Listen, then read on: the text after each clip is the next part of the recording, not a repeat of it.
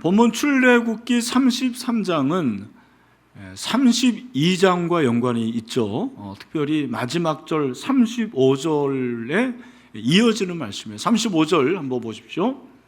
여호와께서 백성을 치시니 이는 그들이 아론이 만든 바 그 송아지를 만들음이었더라. 여기 보면 하나님께서 이스라엘 백성들을 어떻게 하셨다고 그럽니까? 치셨다 그랬는데, 이 쳤다라는 동사의 명사형, 히브리어 명사형이 네개뿐인데 이 단어는 어떤 의미가 있냐면 온역, 전염병, 그런 의미가 있어요. 그러니까 사실은 우리말 성경에는 치셨다 그랬지만 정확히 말하면 전염병을 보내셨다, 그런 말이에요. 사실 32장이 출애굽 사건에서 어떻게 보면은 가장 가슴 아픈 사건이잖아요. 모세가 율법을 받으려고 무슨 산으로 올라갑니까? 시내산으로 올라가는데 그 밑에서 이스라엘 백성들은 뭐 하고 있었습니까? 금송아지를 만들어 놓고 거기 막 춤추고 절하고 막 그러잖아요. 근데 하나님이 그 모습을 보셨을 때 얼마나 가슴 아파하셨을까? 한번 상상을 해보세요.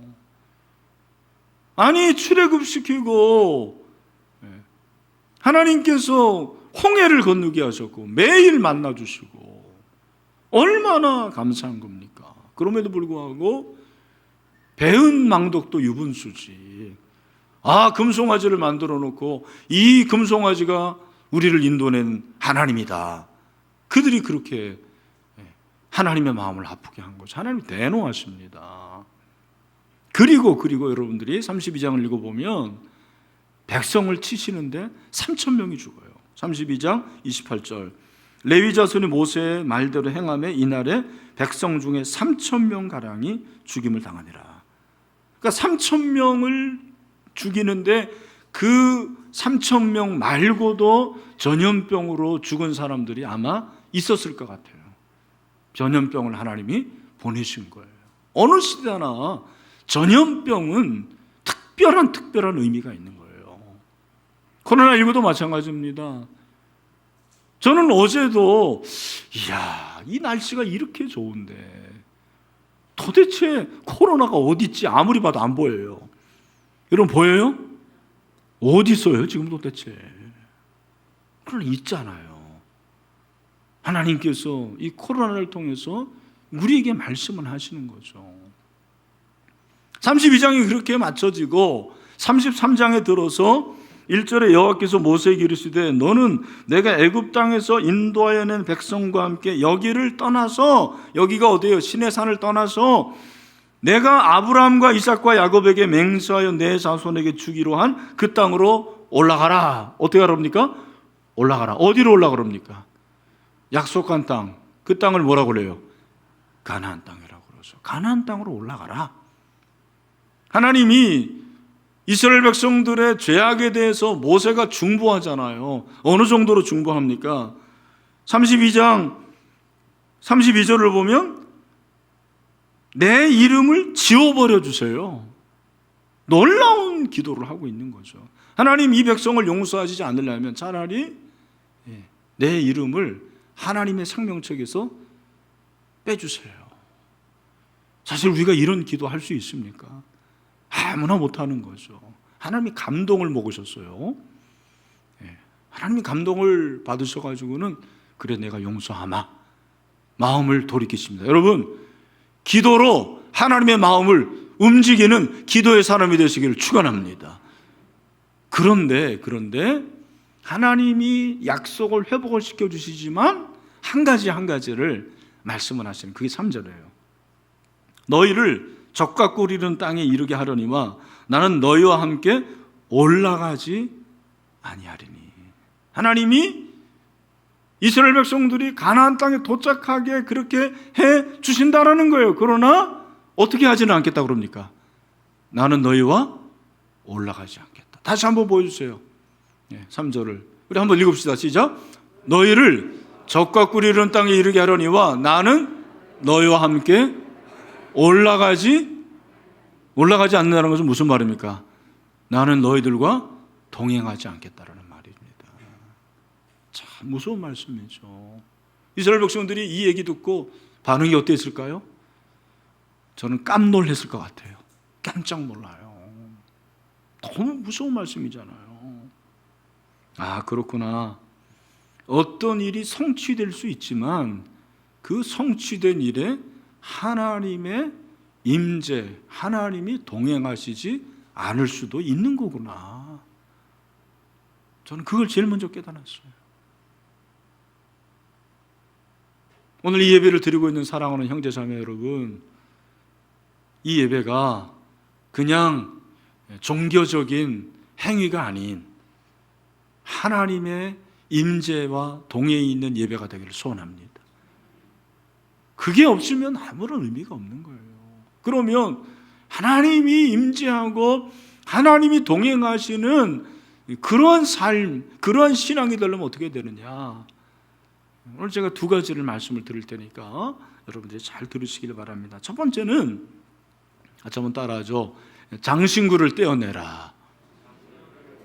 네, 좀 크게 하세요. 시작.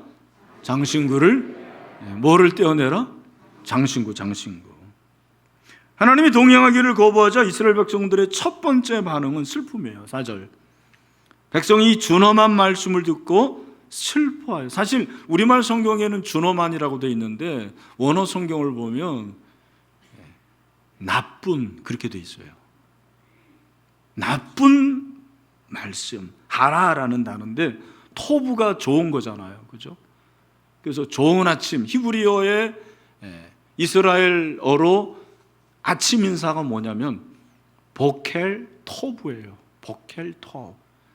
지금은 12시 지났지만 같이 옆에 있는 분으로 같이 한번 인사합시다.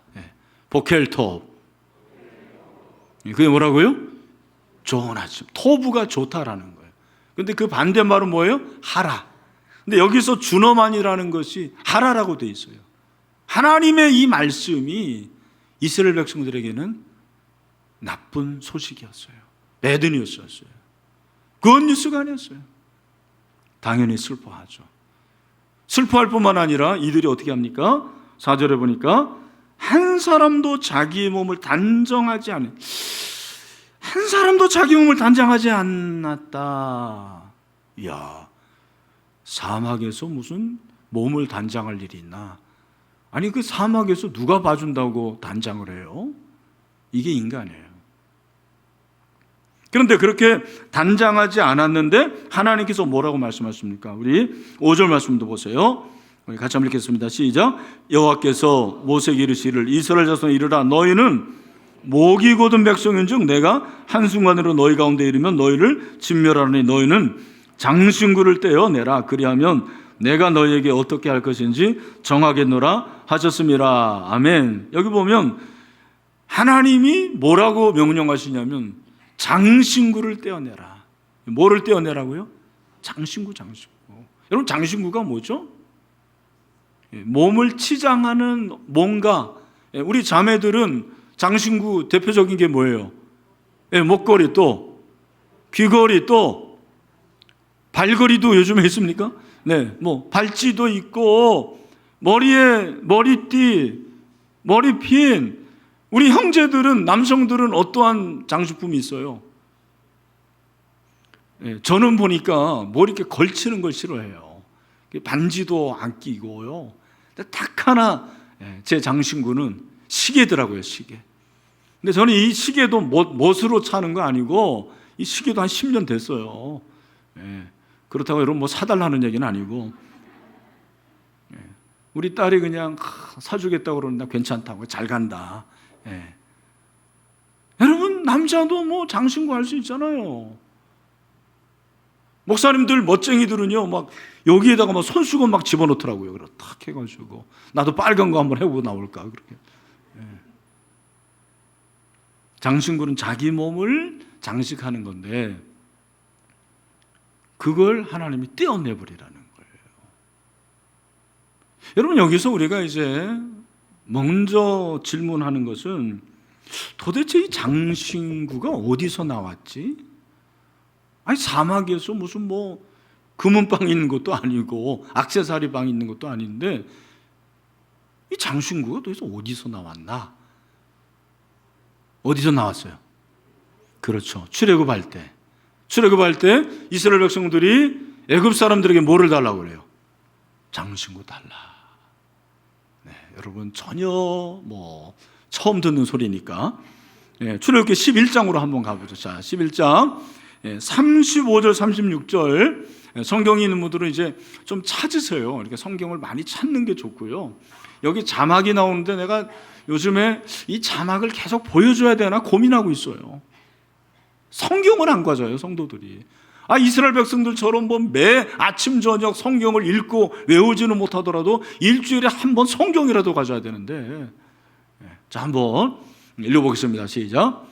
이스라엘 자손이 모세의 말대로 하여 애굽 사람에게 은금 패물과 의복을 구하매 여호와께서 애굽 사람들에게 이스라엘 백성에게 은혜를 입히게 하사 그들이 구하는 대로 주게 하심으로 그들이 애굽 사람의 물품을 취하였더라. 아멘. 여기 보니까 출애굽할 때 이스라엘 백성들이 애굽 사람들에게 뭐를 구합니까? 은금, 패물, 그 다음에 또요?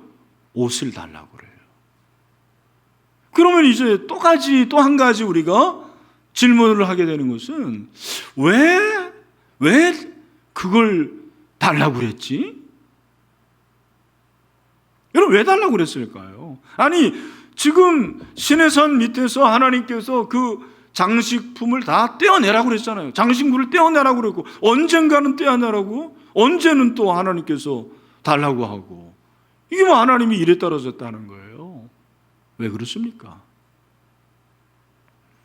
우리가 이제 성경을 해석할 때는 한 세 가지 원리가 있는데 첫 번째는 역사적 문화적 해석이 있어요. 그 배경을 봐야 돼요. 두 번째는 뭐냐면 신학적인 배경이 있어요. 세 번째는 실제적, 목회적 배경이 있습니다. 저 같은 경우는 공부를 하면서 유학을 하면서 늘 이 훈련을 했어요. 근데 오늘 왜 하나님이 장신구를 달라고 그렇게 애굽 사람들에게 요구를 하라고 했는지에 대해서는 역사적, 문화적 배경을 알아야 돼요. 여러분 잘 들어보세요. 고대에는 나라와 나라가 싸우면 전쟁을 하면 반드시 승패가 갈라집니다. 그러면 패자는 어떻게 됩니까? 패배한 군인들은 뭐가 되는 거예요? 포로가 돼요. 그러면 패배한 군대의 장수는 어떻게 됩니까? 죽어요. 죽입니다. 로마가 세계를 제패할 수 있었던 몇 가지 이유 중에 하나가 뭐냐면 이걸 깬 거예요. 로마는 전쟁에서 패배한 장군들을 죽이지 않아요. 또 기회를 줍니다. 너 한번 나가봐라. 두 번의 기회를 줘. 이게 사실 복음의 정신이죠. 실패하지만 또 기회를 주는 거. 그러나 여러분 패자는 모든 걸 잃는 거예요. 자기 걸 다 줘야 돼요. 반면 승자는 어떻습니까? 승자 독식이에요. 다 갖습니다. 특별히 전리품을 갖는 거예요. 사실 장신구는 전리품과 같은 거예요. 출애굽을 하는데 하나님께서 이스라엘 백성들에게 뭐로 말씀하시는 거예요? 너희들 영적 전쟁에서 승리했다. 여러분 승리한 거예요. 너희는 이제 노예가 아니다. 너희는 포로가 아니다. 너희는 승자다. 그 승자의 표시로 하나님께서 이스라엘 백성들에게 뭘 주시는 거예요? 장식품을 주신 거예요.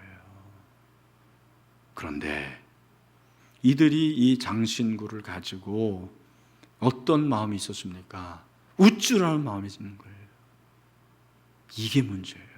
오늘 하나님께서 이스라엘 백성들을 말씀하실 때 항상 여기에서 이 본문에서 뭐라고 말씀하시냐면 목이 곧다고 그렇게 말씀하세요. 그죠? 오늘 본문에 보면은 하나님께서 목이 곧은 백성이라고 그럽니다. 그죠? 3절에도 너희는 목이 곧은 백성이다. 5절에서도 하나님께서 뭐라고 말씀하시냐면 너희는 목이 곧은 백성이라도. 장신구를 떼어내라는 것은 뭐예요? 너희들 그 승리에 그 모든 것들을 내려놔. 그리고 회개하라, 그 말이에요. 회개를 말씀하시는 것입니다.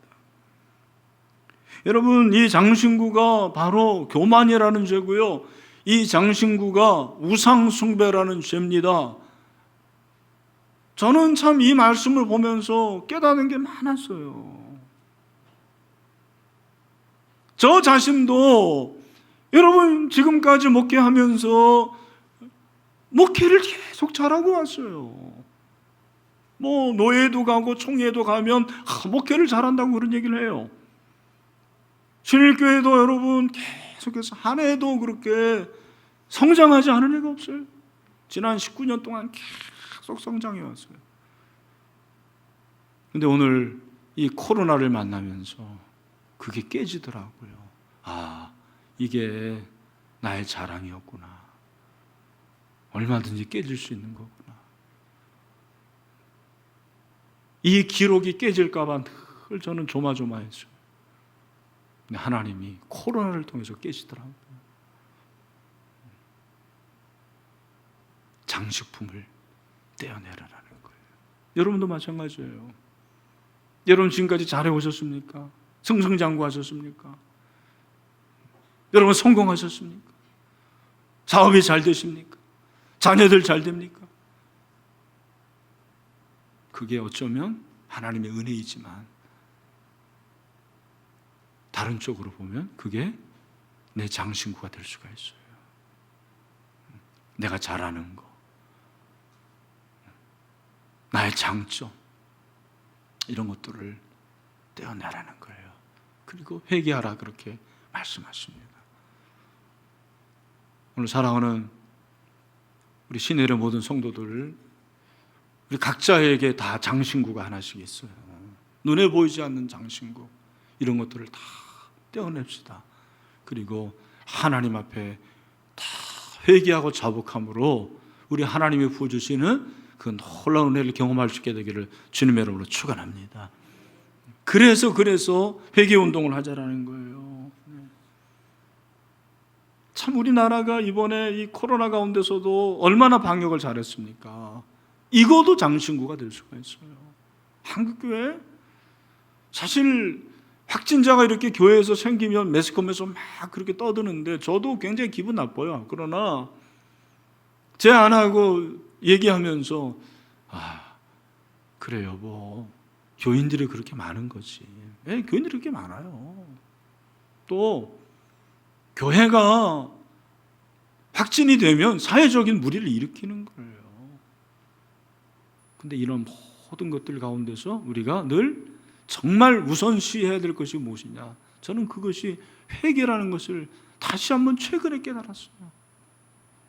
한국교회가 방역은 그렇게 철저히 하면서도 회개하는 운동이 없는 거예요.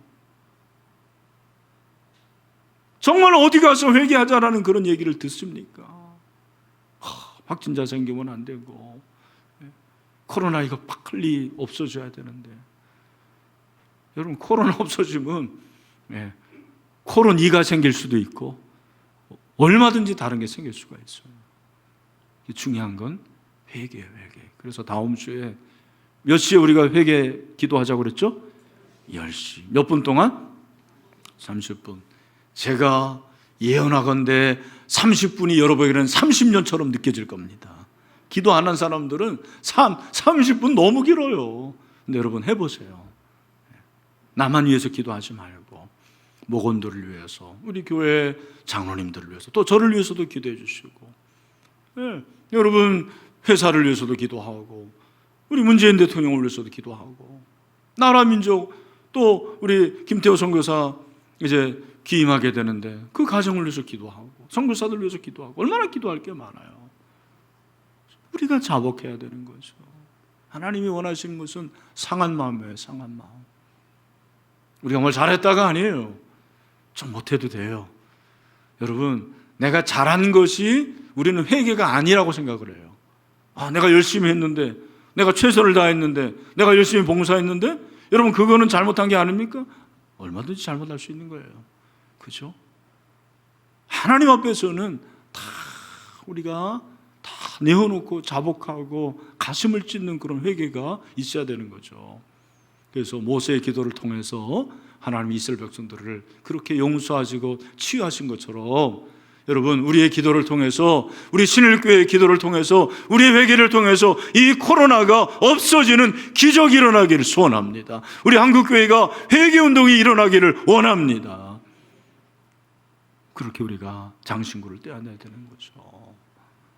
또 한 가지는 하나님의 그 임재와 하나님의 동행을 경험하려면 회막으로 들어가야 돼요.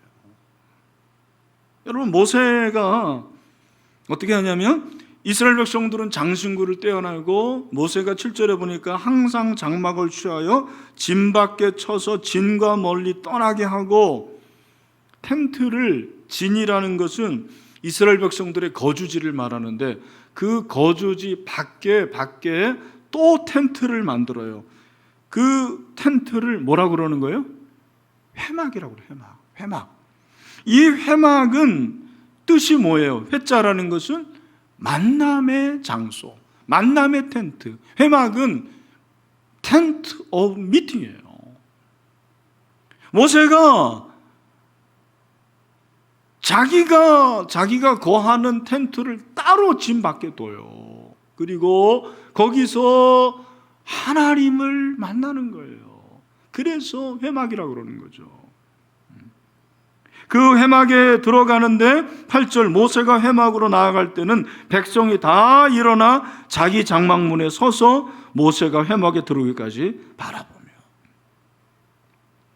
여러분, 모세가 회막으로 이렇게 나아가잖아요. 그러면 이스라엘 백성들이 다 자기 집 밖에 나와요. 장막 밖에 나와요. 그걸 봐요.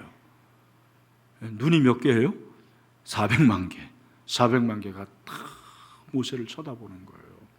모세를 쳐다보는데 9절입니다. 우리 9절 한번 읽어보죠. 시작. 모세가 회막에 들어갈 때에 구름 기둥이 내려 회막문에 서며 여호와께서 모세와 말씀하신. 모세가 회막에 들어갔는데 그 회막 위에는 뭐가 생긴 거예요? 구름 기둥. 더우니까. 그 구름 기둥이 생기고 하나님께서 그 회막에서 모세와 뭐 하고 계시는 거예요? 말씀을 하시는 거예요. 대화를 하는 거예요.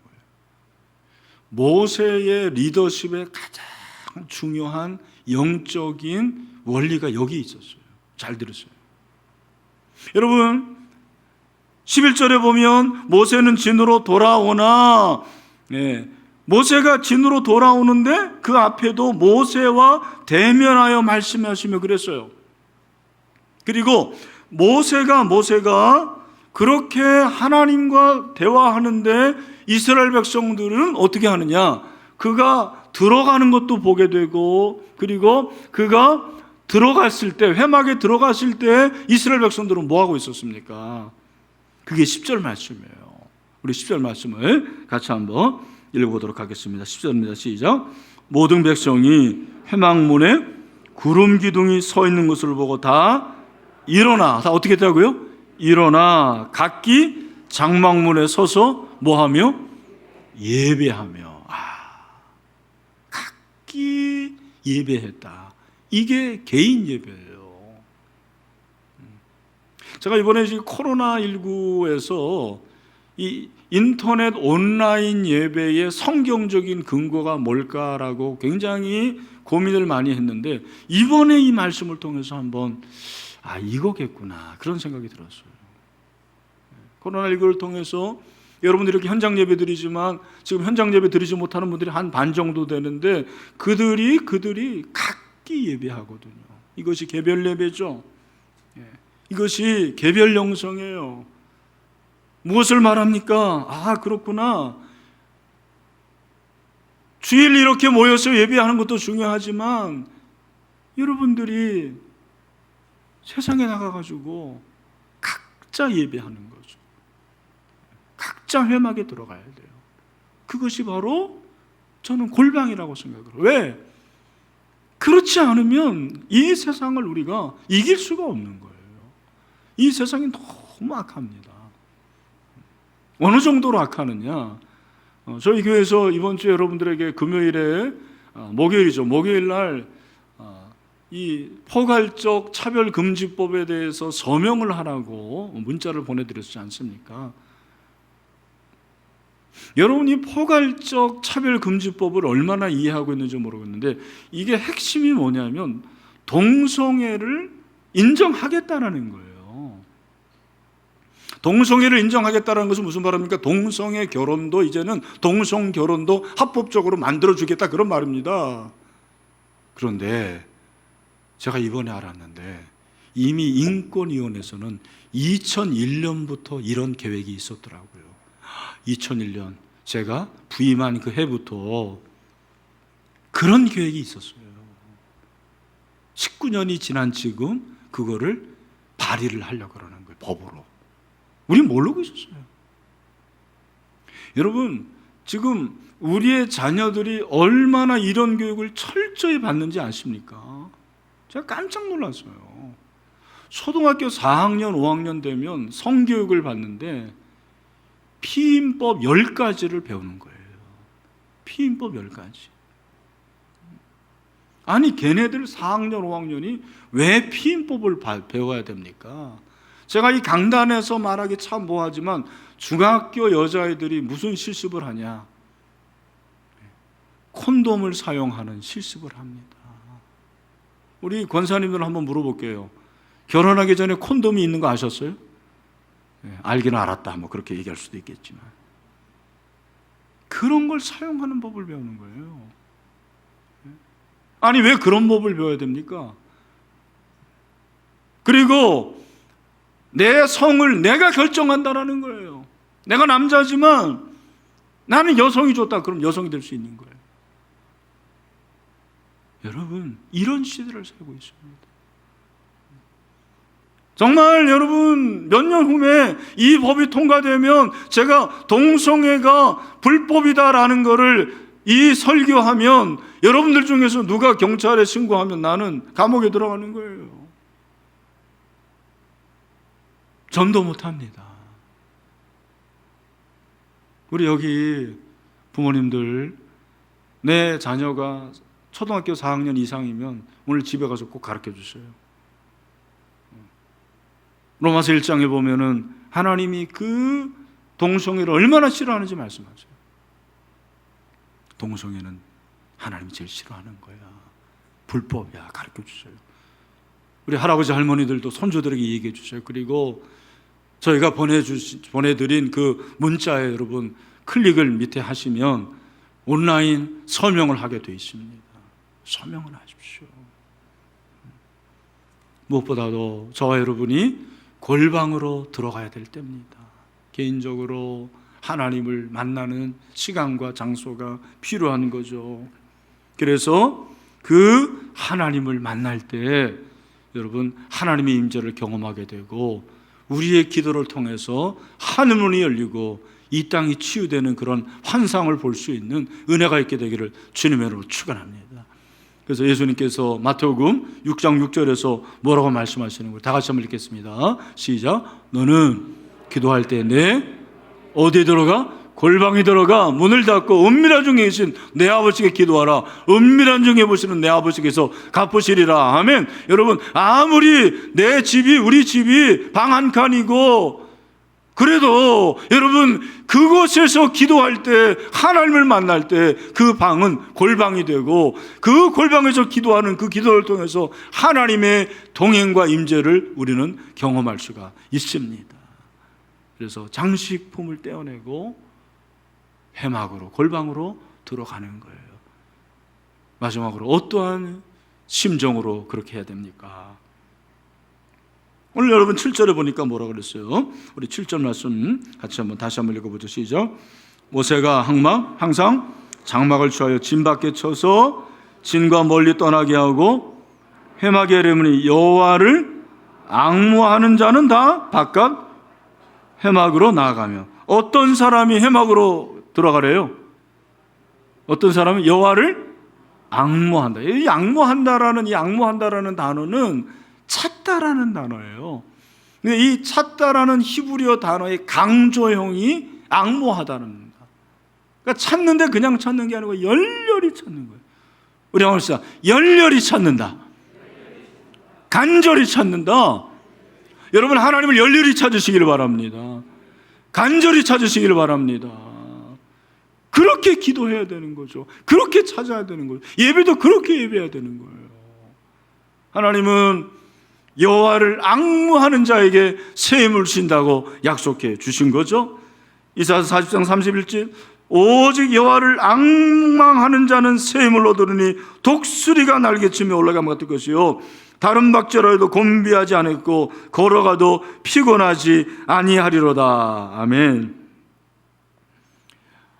제가 이 코로나19를 통해 가지고 가장 큰 문제는 예배와 다음 세대인데, 여러분 온라인 예배도 예배인 것만은 분명해요. 예배이긴 한데 많은 성도들이 저에게 고백을 하는 거예요. 목사님, 온라인 예배가 한두 번은 참 신선하고 좋았는데 서너 번 드리니까 집중이 안 돼요. 다 그런 고백을 합니다. 아마 지금 온라인 예배를 드리고 있는 분들 중에서 정말 하나님을 간절히 찾는 분들이 몇 명이나 될까? 저는 질문해 봅니다. 하나님을 간절히 찾는지. 여러분, 오늘 이 시간 저와 여러분이 하나님을 간절히 찾는 은혜가 회복되기를 소원합니다. 여러분 모르겠지만 저는 한동안 뭐 지금도 그렇습니다만 예배 자리만 나오면 하나님께서 눈물을 주셔요. 저의 평생 기도 제목, 제 눈에서 눈물이 마르지 않게 해주셔요. 신대원 때는 매 시간 나는 눈물 흘리면서 예배 드렸어요. 여러분, 그게 회복이 돼야 돼요. 우리는 너무 모든 것들이 다 그저 그렇게 됐어요. 예배도 그저 그렇고, 기도도 그저 그렇고, 은혜도 그저 그렇고. 오늘 여러분, 성령께서 역사하셔서 하나님을 앙모하는 그런 회복이 저와 여러분 가운데 있게 되기를 소원합니다. 하나님이 그렇게 하실 줄을 믿습니다. 말씀을 마무리하겠습니다. 아무리 대단한 성공을 거두고 업적을 쌓아도 하나님이 동행하시지 않는다면 아무 소용이 없어요. 그래서 우리가 장신구를 떼어나는 회개, 그리고 골방에 들어가는 그런 간절한 기도, 그리고 여호와를 앙모할 수 있는 그런 열렬함. 그래서 여러분, 하나님의 동행을 날마다 경험할 수 있는 저와 여러분 되시고 이 땅이 치유되는 그런 은혜가 있게 되기를 주님의 이름으로 축원합니다.